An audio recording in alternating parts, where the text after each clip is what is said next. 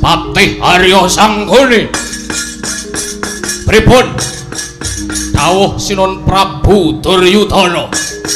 Saguh menapa mboten sabiyantu kula gempur para Pandhawa? Menawi mboten saguh kerja dhewe-dhewe kula mboten butuh sabiyantune para Sata Kurawa. Wadyabala negari Hima Himantaka badhe kula giring wonten negari Ngamarta. Kula gempur negari Ngamarta. Inggih, anak Prabu. Nuwun inggih. Kula sampun rembakan kalian anak Prabu Duryudana. Dinten samenika kaputusake kalamunta para Sata Kurawa saguh sabiyantu anak Prabu Mustakaraja.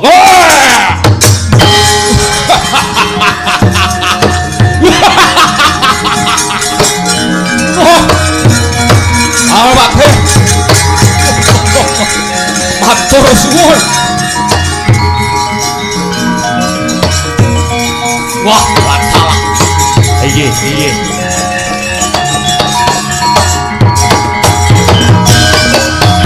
Bumi gonjang kanjeng langit kelap-kelap katon lir kincange ngalis lumaris sakandrung.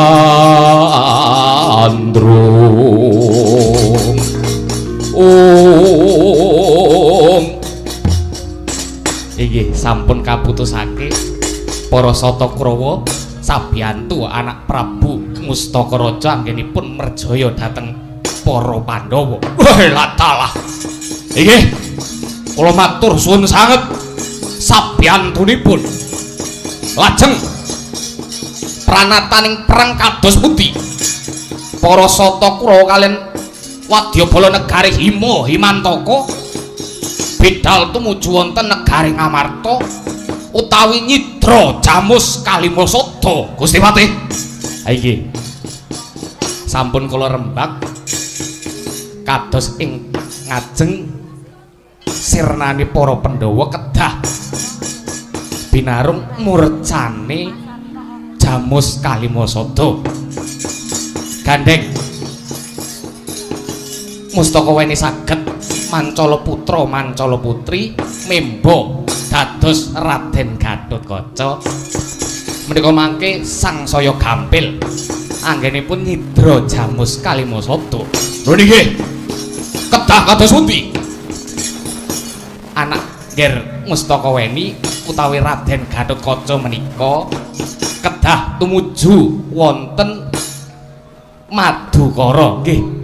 Tumuju gedhong pusaka ingkang dipun jaga kalian garwanipun Raden Janaka ingkang sesilih Dewi Sembadra.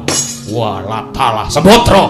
Nun inggih anak Prabu Mustaka weni kula pun wonten dawuh Kakang Mas. Aja nganti lali tumuju ana Madukara jumujuk ana gedhong pusaka negara Ngamarta. Golek ana Dewi Wara Sembadra. Puniki sedika ngestaken dawuh. Bagus. Lajeng kados pundi? Kula kalian Paduka ngebak negari Ngamarta saking ajeng ganggo gawe utawi ngupaya lenane anak-anak Pandhawa ingkang samya jaga katentremaning negari Ngamarta. Dados kula kalian Paduka ngirik Wadyabala tumuju wonten kutha raja negari Ngamarta. Nun inggih leres anak Prabu. Walah dalah yen kados ngaten besok ngenteni apa? Dinten menika uga kedah kirik Wadyabala tumuju wonten negari Ngamarta. Nun inggih. Nggih anakku Kartawarma. Aja kaya bocah cilik dina iki giringen Wadyabala Ngastina binarung Wadyabala negara Hima Himantaka gempur negara Ngamarta. Sang Manggala niti preksa gelar ingkang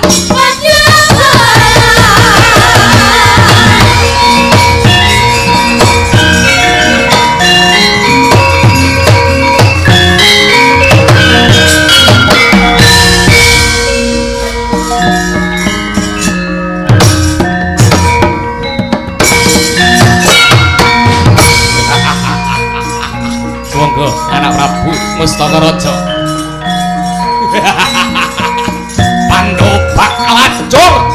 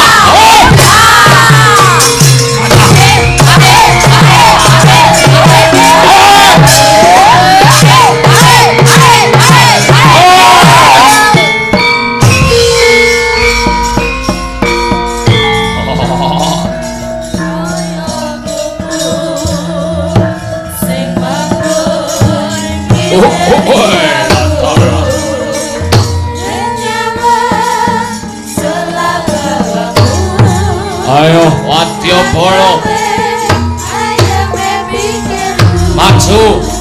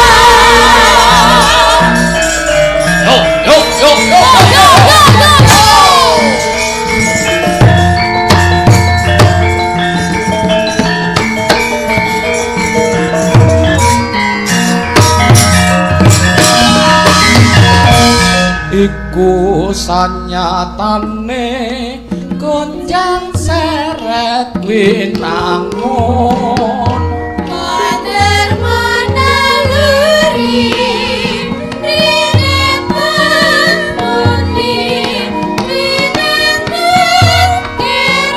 keranen rasa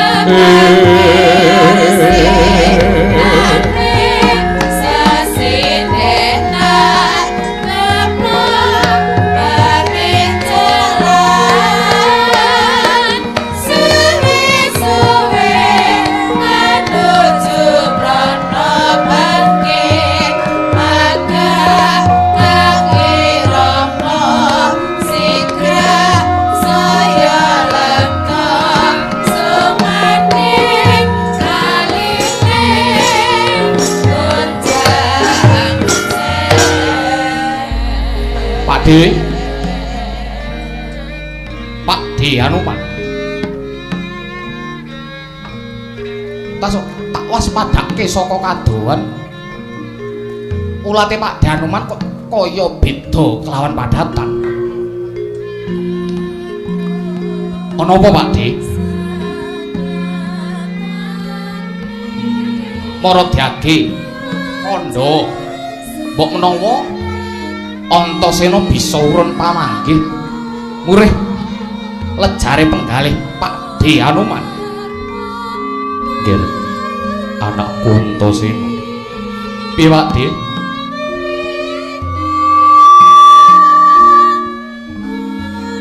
sabubare para pepundhenmu tilar negara Ngamarta ana babagan kang reridhu jroning manahe Pak Dewa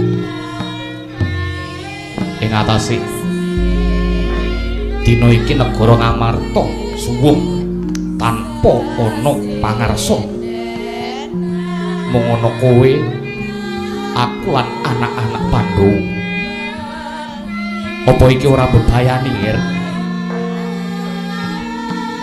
jejere pepundhenmu Pandhawa kuwi nadyan ta wong apik nadyan ta wong becik nanging akeh kang iri srengki dengki jahil metakil ganggu katentremaning para Pandhawa kang kaya mangkene iki apa ora jeneng bebayani krawan praja Ngamarta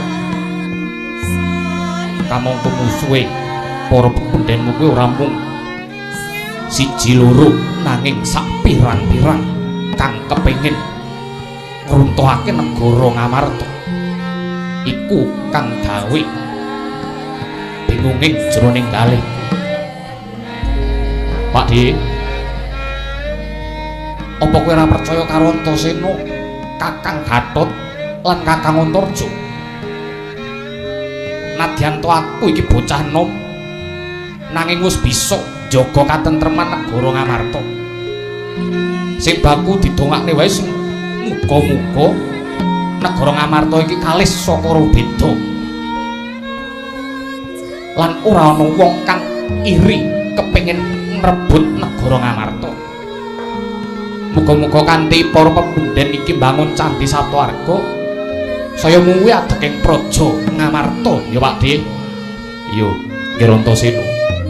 Kabeh kuwi mau wis tak pundi ing atase muga-muga Yayi Werkudara lan kabeh kadang Pandhawa entuk kamulyan anggone kepengin bangun Candhi Saptawarga lan ora akeh manungsa kang ganggu gawe angon limpene para Pandhawa kepengin ngrubuhake negara Ngamarta.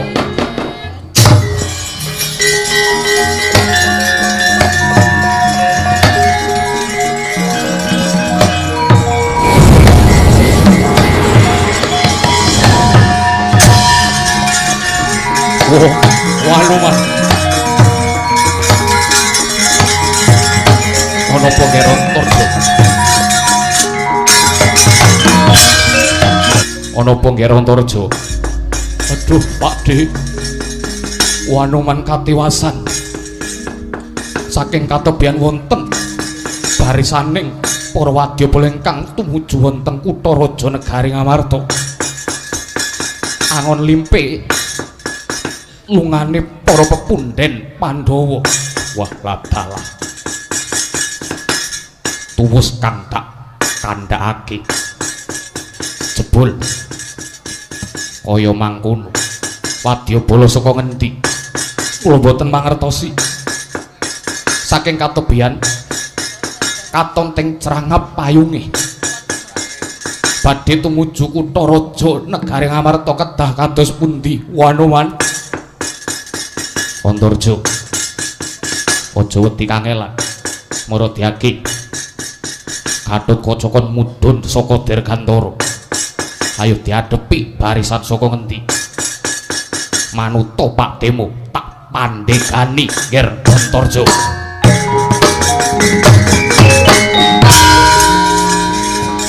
Puniki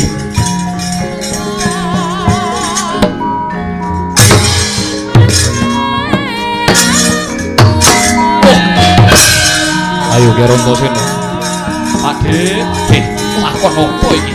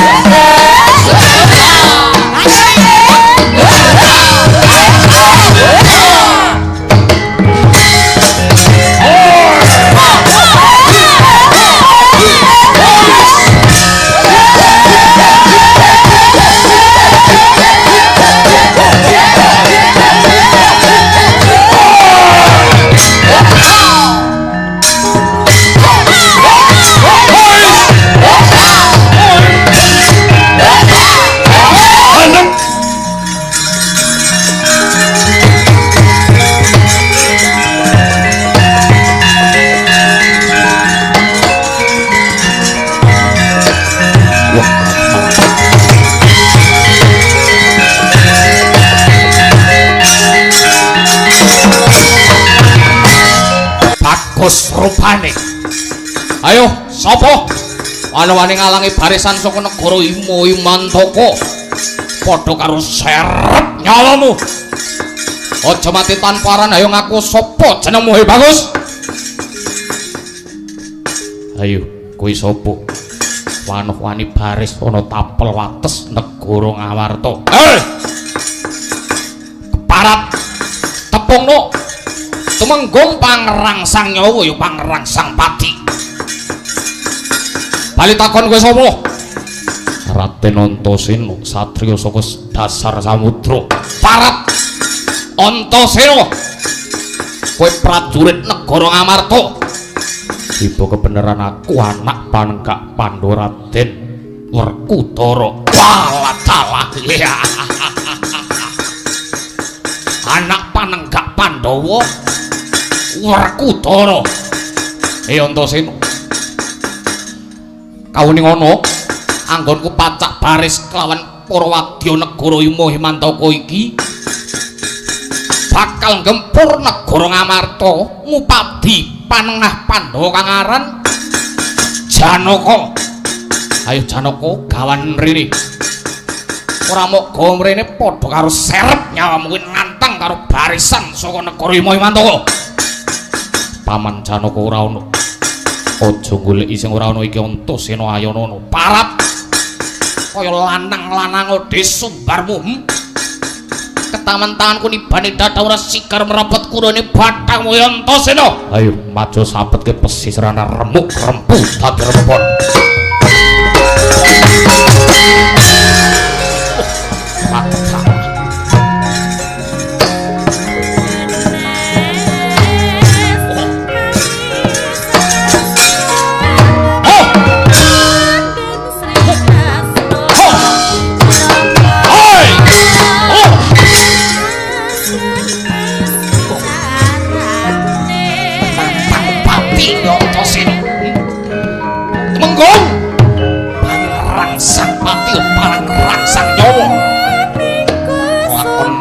Ono tanganku. Ayo putekno tebungku. Hoi guys. Hoi. Ayo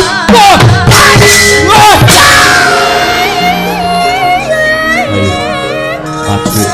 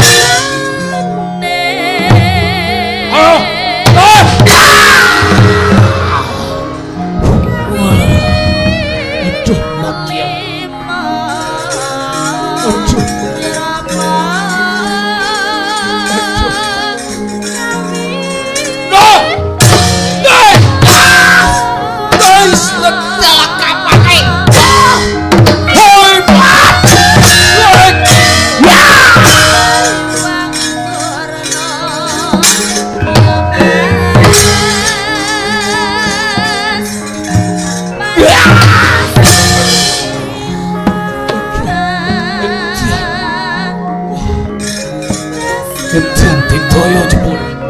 Ah. Oi. Oh. Oi. Oi. Oh. Oi. Oi.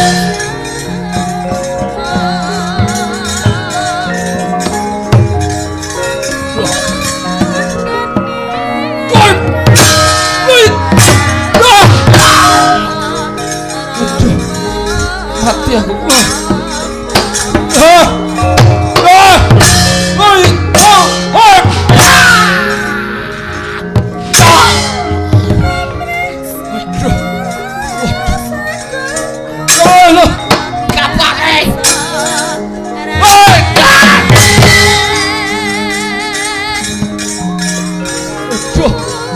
Aduh, mati aku parah. Ayo, panggil. Aduh. Oh, boys, boys, boys. Ah! Boy! Boy! Boy! Oh!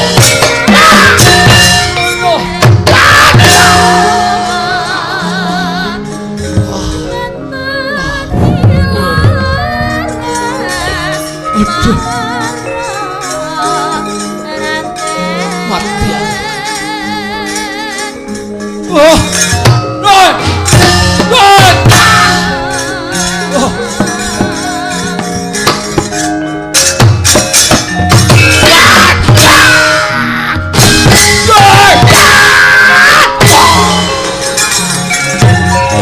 Ayo, kembali.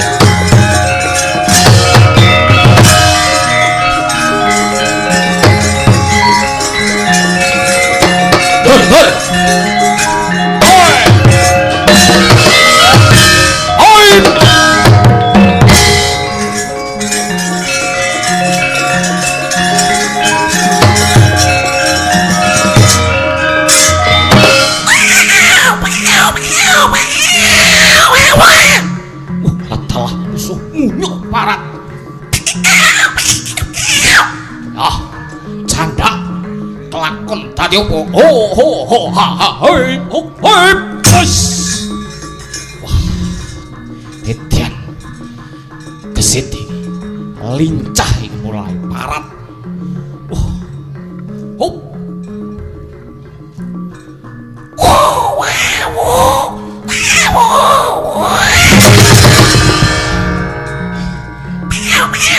Kaget aku parat. Yo, Uyo, lakon tak candak, tak eret-eret mati dening aku. Aduh. Edian. Ngidoni munyuk ing ngidoni. Yo, candak lakon tadi ho ho ha hei hop hoi ha hop hei. Aduh. Mati aku. Hoi! Hoi! Oh, ha, hei, ha, ha, hei! Hei, hei, hei! Hei, hei!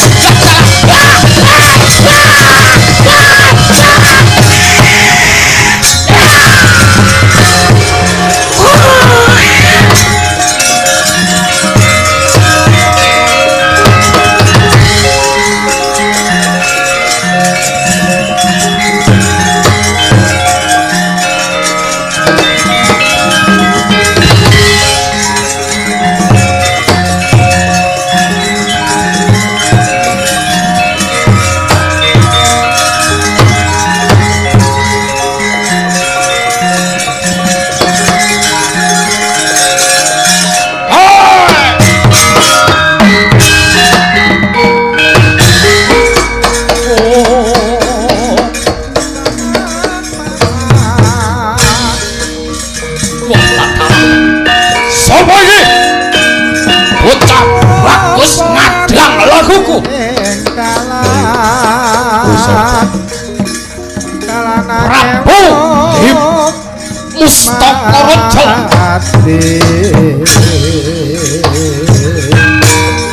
Ratu Negara Hima Himantaka ya Himalat mati mundur ojo nganggo gawe katon Negara Awarta walata mati tenani yang sampai yang gawe lakuku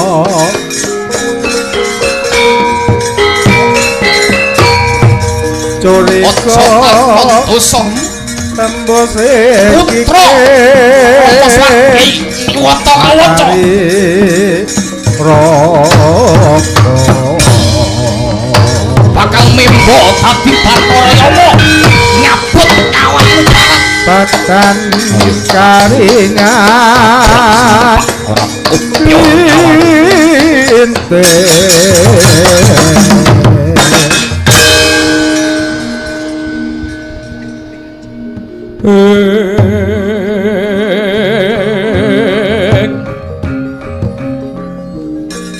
harap oh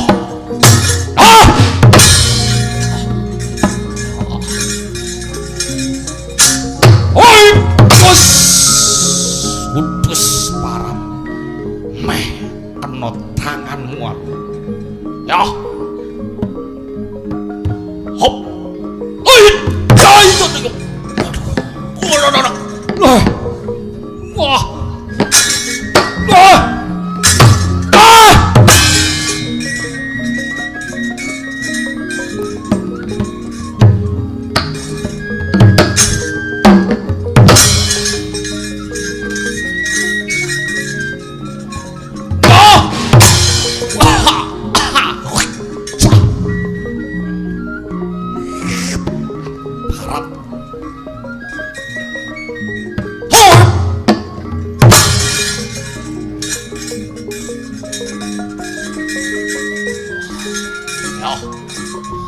ayo sawa Raden Gatotkaca Gatotkaca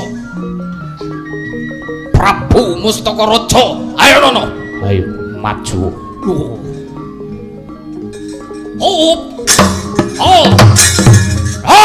guys jebul dadamu parat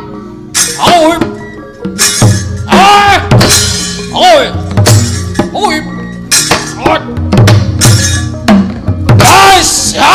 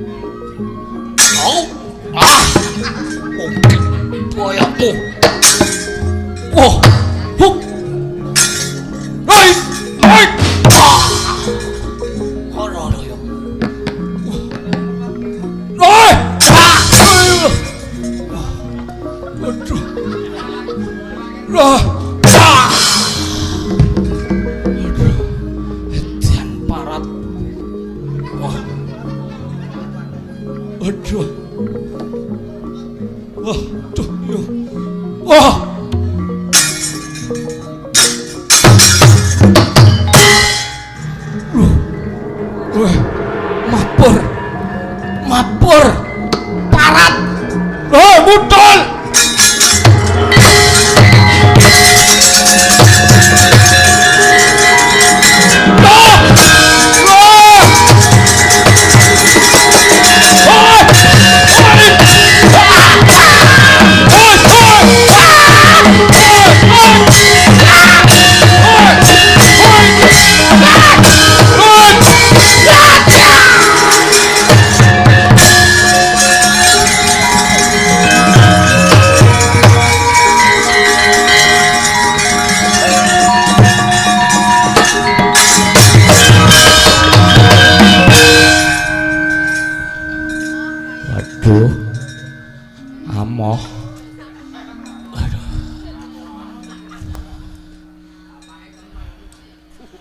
Nuwun.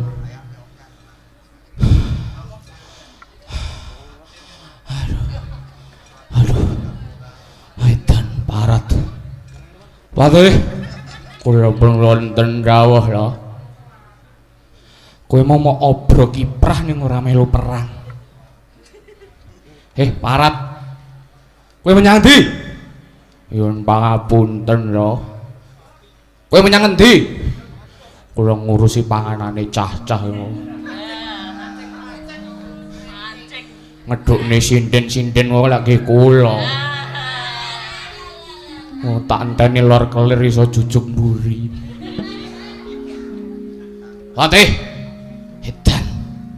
Nadyan to para Pandhawa ora ana ing Praja Ngamarta jebul. Ana anak-anak Pandhawa kang digdayane kelewat ukur. Piye, Patih? Ampun suwi-suwi sinuwun, ampun kesuwen. Jenengan ngedalaken ngilmu-ngilmu ingkang dipun paringi Kanjeng Rama dumateng Paduka. Sinuwun. Walah dalah bener, Patih. Bener. Wah. Edian. Dina iki utekmu kanggo. Wingi-wingi neng ndi kowe? Kepara nyoto. Iya. Monggo, ampun kesuwen. Dalaken ilmu ingkang jengandika gadhahi Raden nggih sinuwun Prabu Mustaka Raja.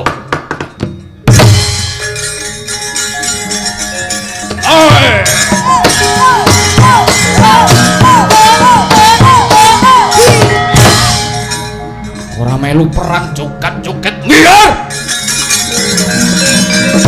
Ojo nyep-nyepet moto alat. Tuh. Anak-anak oh. Tampan ono kategdayanku.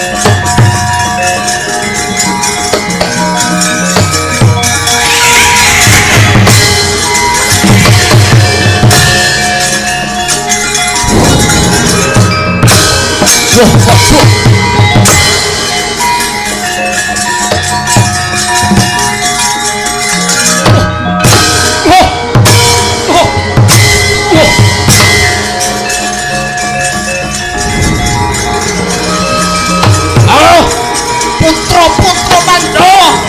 Iki Prabu Mustaka Raja. Ratu Bima Himantaka.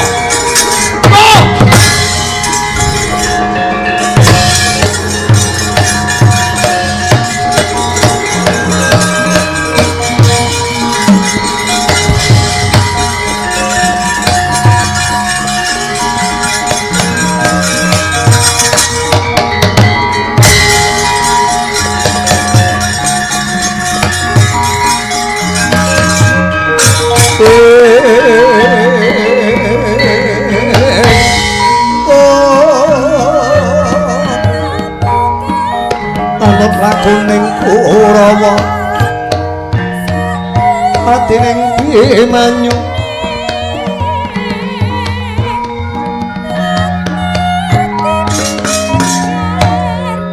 amit-amit pasang Kalimantabi mugi tinebih ing tolah manu dawah ing tawang tuwang Bibi Wara Sembadra kula ingkang sowan kaya anak lanang Gatotkaca utawa Bambang Tetuka padha becik tekamu kula Gatotkaca pangestu Paduka Bibi Wara Sembadra lulus harja rahayu kalis ing sambe kala sowan kula ngarsa Paduka wonten Madukara Gatotkaca padha becik praptamu ya kula Bibi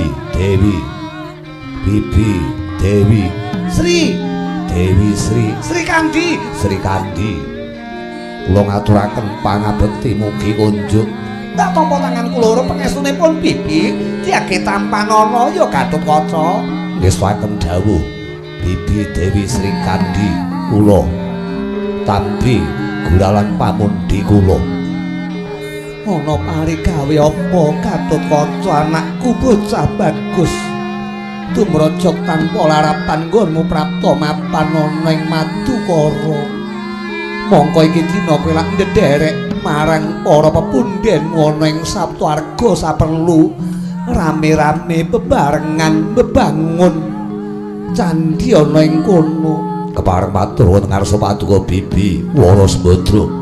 Kalamun sowan kula mriki dipun utus para pepundhen supados mendhet pusaka piandel ngamarta pun jamus kalimasada kangge srana jangkeping swasana anggenipun para Pandhawa bangun candhi Saptawarga. Kula diutus pepundhen Pandhawa beto jamus saking Paduka Bibi Wara Sembadra Tampanana.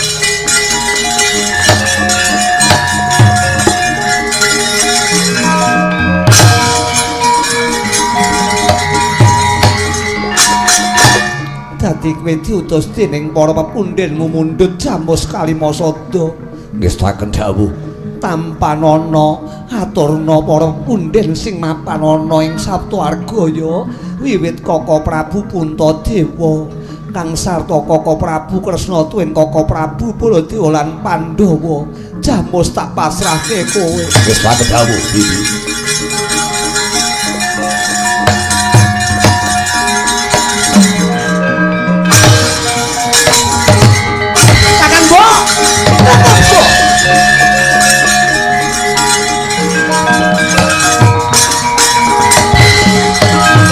Palukon lakuning lekas lukit tolungit kidung kadung kadereng momong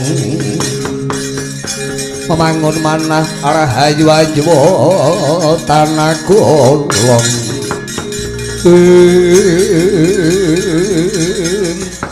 neng apa Sri Kandi Paduka menika kados pundi to Kakang Mbok? Yen kula tamat-tamataken pawongan menika rumaos kula najan to wujude blegere Gatotkaca. Ning pangrasa kula sloga nika benten. Kaya dudu Gatotkaca. Kowe iki aja mbebawur paningalipun Kakang Tosri Sri Kandi. Iki mengkenah Gatotkaca. Inggih blegeripun Gatotkaca ning kok kaya dagelan. Gatotkaca wis munggah. Apa rata nyuwun pangapunten selaganipun mereka beda kaya dudu Gatotkaca karo Sri Kandi ora titen. Gatotkaca karo Sembadra kok kaya ora pati ngerti. Ora rumasaku Gatotkaca senes kula percaya niki dudu Gatotkaca niki kula bojone Kakang Mbok. Jamus sampun rada Paduka paringaken. Kula bojone Kakang Mbok.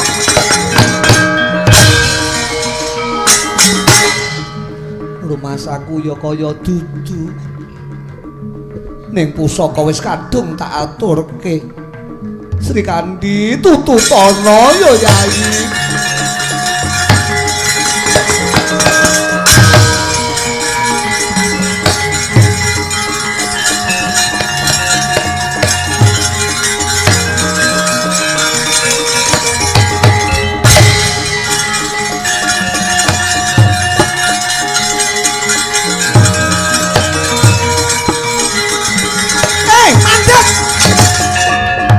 Aja mlayu.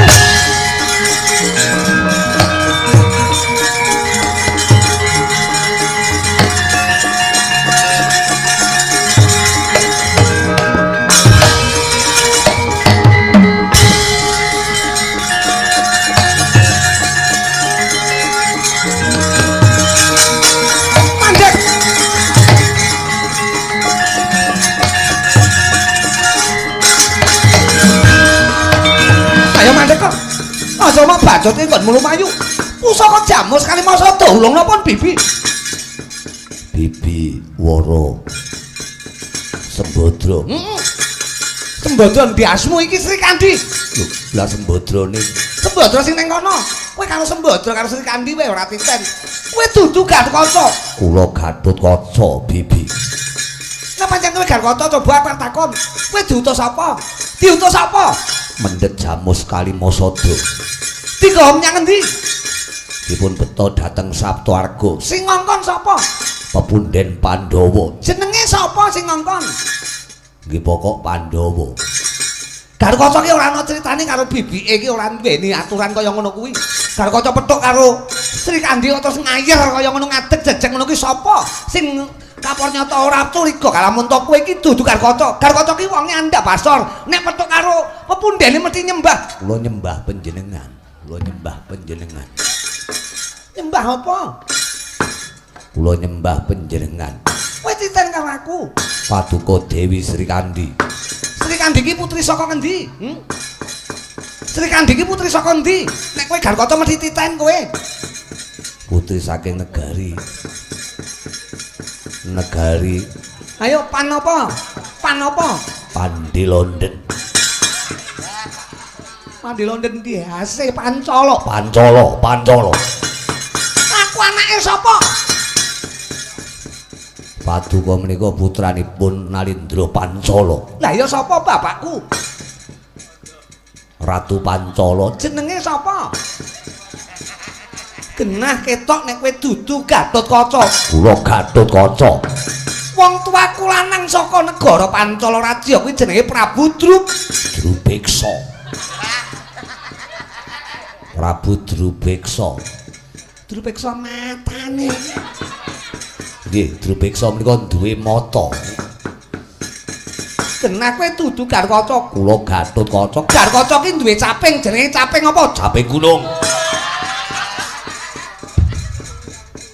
Caping gunung. Caping kuwi sing udan ora kudanan, sing panas ora kepanasan. Nggih ngambil caping gunung niku. Garkaca ki duwe kotang sing jenenge Kotang Antaboga.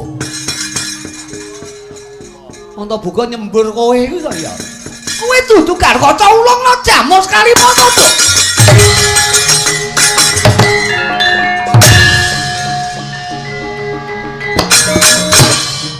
Curiga rasane Sang Dewi Sri Kandi garwa Raden Dananjaya Kalamanta ingkang kadhepi ambeta jamus Kalimasada dudu Gatotkaca.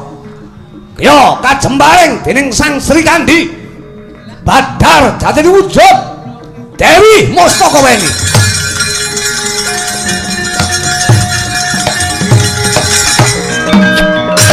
Modal kowe.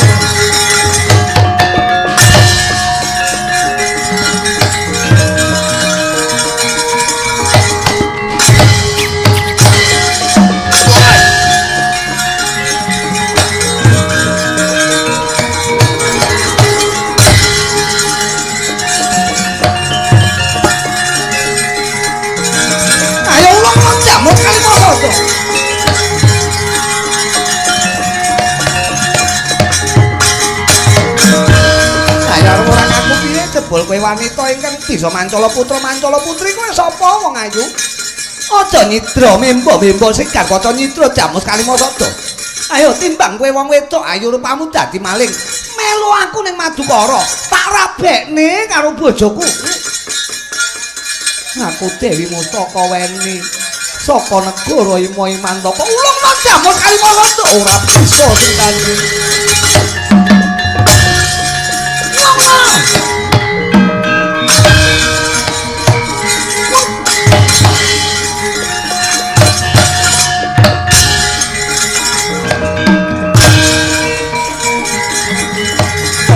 Dalah dudu karepe dhewe. Mustakaweni.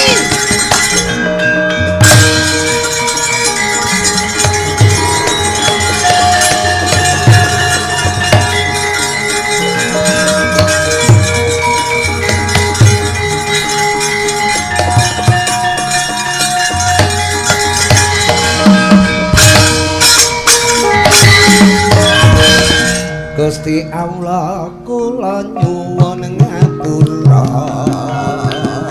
Gusti Allah kula nyuwun ngapura. Lho enek bule tak kok ngomong pijet.